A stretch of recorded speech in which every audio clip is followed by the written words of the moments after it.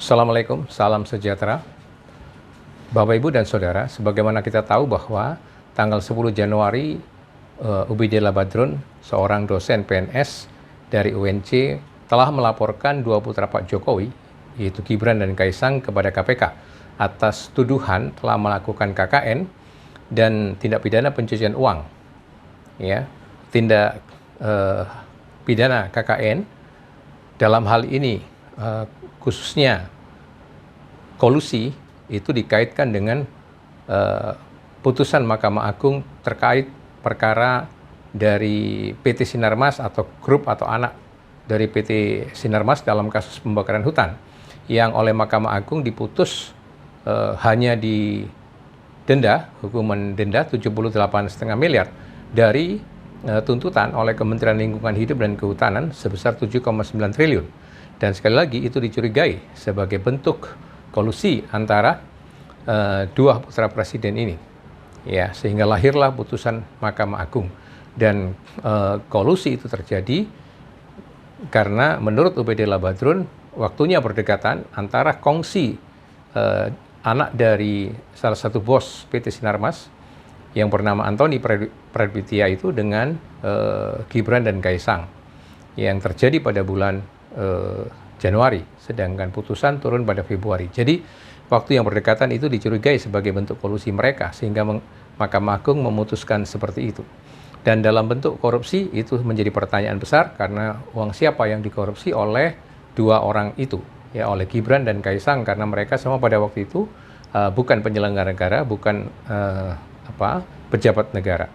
Ya, sedangkan tindak pencucian uang, sekali lagi saya pertanyakan bagaimana dan apa yang dicuci, karena pada sisi yang lain Ubaidellah Badrun tidak mengatakan dengan eksplisit tindak pidana asal apa yang dilakukan oleh Gibran dan Kaisang sehingga dia bisa mencuci uang sebesar kurang lebih 100 miliar itu.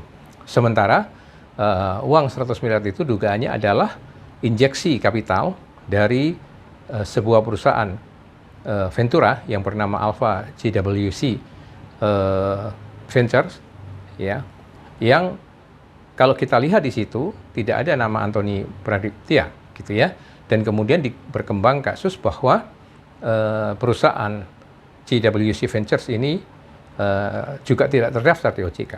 Nah, tapi yang menjadi problem adalah walaupun Pak Nurul Gufron sejak tanggal 11 sudah memberikan komentar bahwa KPK akan konsisten bertindak menurut hukum dan SOP, ya, artinya KPK hanya bertindak menurut teknis yuridis dan sangat memperhatikan prinsip persamaan di muka hukum. Tetapi faktanya pada tanggal 17 Januari PLT juru bicara KPK yaitu Pak Ali Fikri masih mengatakan pada waktu itu KPK masih memverifikasi. Ya, kemudian kita dengar tanggal 26 Januari ternyata KPK memanggil Ubaidellah Badrun lagi meminta klarifikasi. Ya, jadi ini sudah ada dua proses, ya, verifikasi dan klarifikasi. Dan Pak Firly Bahuri, Ketua KPK, kemarin di depan DPR menerangkan juga bahwa sekarang seakan-akan prosesnya masih di dua tahap itu, verifikasi karena masih mendalami berkas atau data-data atau dokumen yang diberikan oleh Ubaidellah Badrun, ya, untuk mencari kaitan-kaitannya. Nah, pertanyaan saya begini, kalau data-data berkas yang disampaikan oleh Ubaidellah Badrun sebagai laporan itu sebenarnya sudah memiliki kekuatan atau nilai pembuktian di dalam hukum, sekali lagi paling tidak bukti awal, bukti permulaan, saya percaya bahwa KPK tidak akan bertele-tele semacam ini. Proses waktu untuk hanya verifikasi lalu meminta kembali klarifikasi, saya membaca bahwa berkas laporan Ubaidellah Badrun itu ternyata masih banyak yang lemah gitu, ya, masih abu-abu, masih belum memiliki kekuatan nilai bukti yang cukup gitu, ya, sehingga KPK merasa gamang, merasa ragu, merasa mengalami kesulitan untuk mengambil keputusan untuk memastikan apakah laporan itu bisa ditindaklanjuti atau tidak. Ya, kalau saja seandainya berkas laporan Ubaidellah Badrun itu sudah dianggap cukup kuat dari awal, saya percaya KPK tidak akan membutuhkan waktu yang terlalu lama seperti ini. ya, sehingga verifikasi saja ini berarti sudah masuk jalan minggu ketiga, lalu masih minta klarifikasi lagi, ya itu kan membuktikan bahwa data-data itu sumir gitu ya, data-data itu masih ya abu-abu ya. Nah, saya menghimbau KPK setelah ini sudah harus ada konfirmasi gitu. Setelah ada verifikasi, klarifikasi, ya konfirmasi dong gitu. Bagaimana dengan kekuatan berkas, kekuatan dokumen, laporan dari UBD Labadrun itu, ya.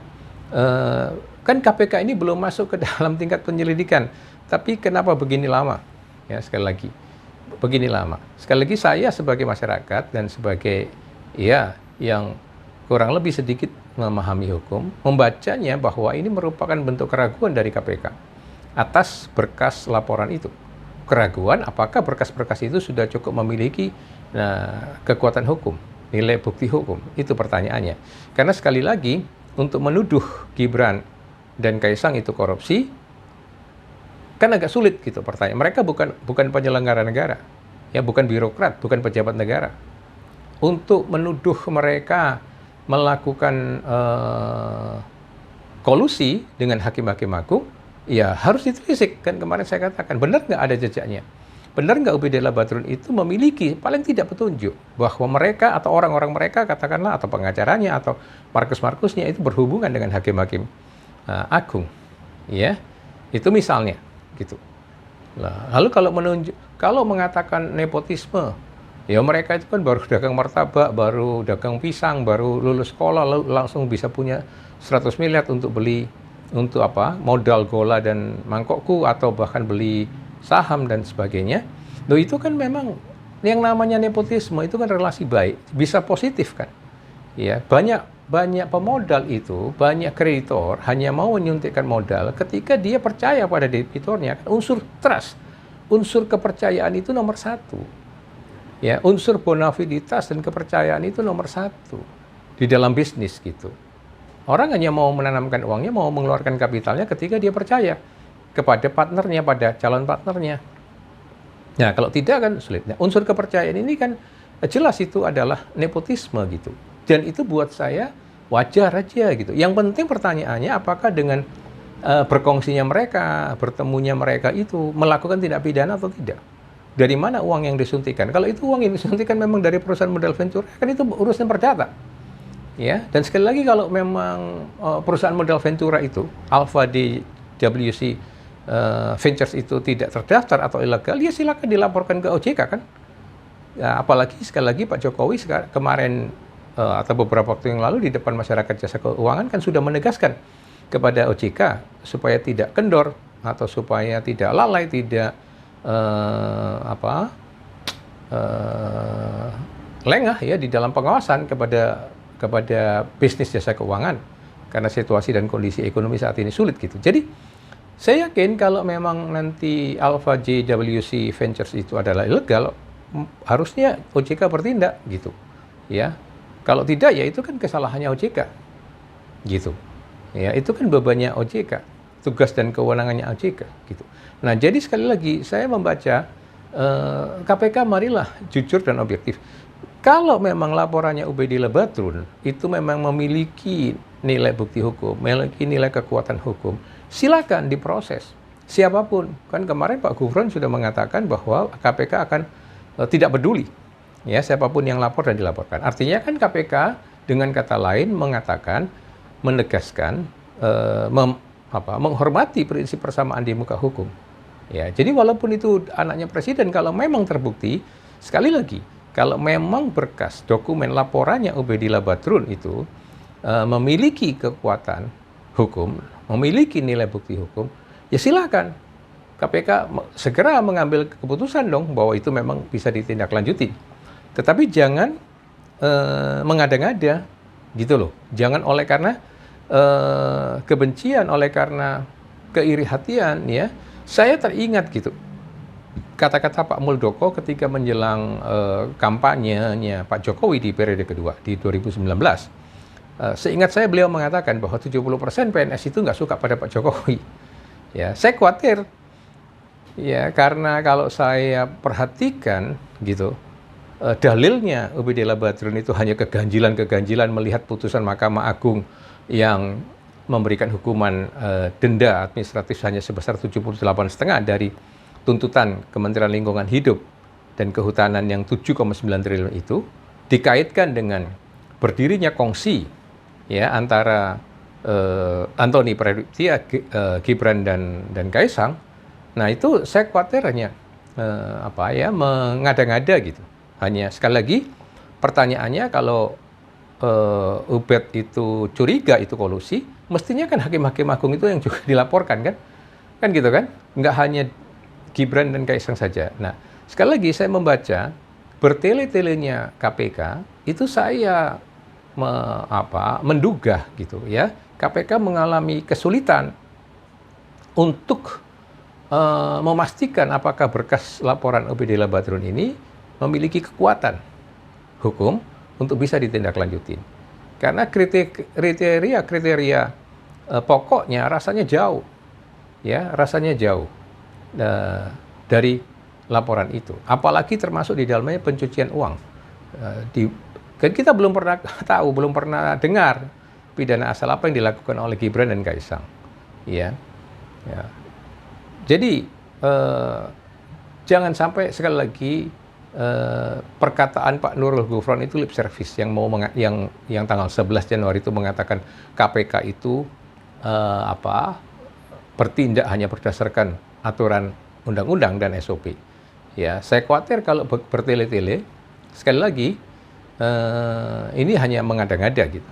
Ya, mestinya kalau memang alat buktinya ada, saya yakin mestinya KPK tidak bertele-tele. Ya, saya sekali lagi semakin ragu gitu. Ya, Ubaidellah Badrun ini mewakili semangat